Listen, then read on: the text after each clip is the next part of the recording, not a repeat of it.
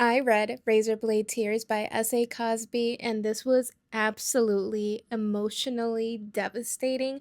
So let's go ahead and talk about it. In this story, we follow two fathers, Buddy Lee and Ike, whose sons were together and married before they were brutally murdered. Their deaths left behind a young daughter, families forced to confront a lot of painful truths, and two fathers ready to do anything to avenge their deaths. So the two grieving fathers start searching for answers and get pulled into a violent, dangerous world that forces them to face what happened to their sons, but also the people that they've been their entire lives. If I'm gonna be honest, these two are not easy to like at first. They're deeply flawed, stubborn, and carry a lot of prejudice. But you get to watch them slowly confront their own beliefs, their regrets as fathers, and the love they didn't know how to show their sons. And I thought it was incredibly beautiful and powerful. Again, they have to face their own demons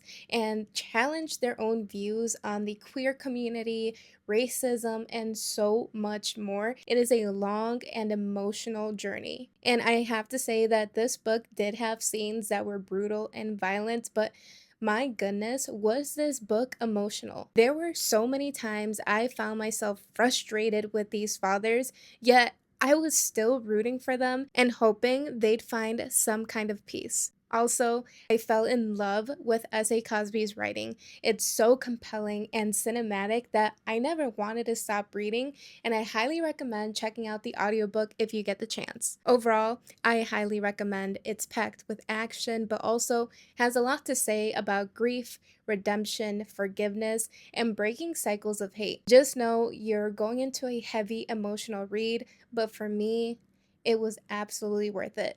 If you've read it, I would love to know your thoughts, and as always, happy reading!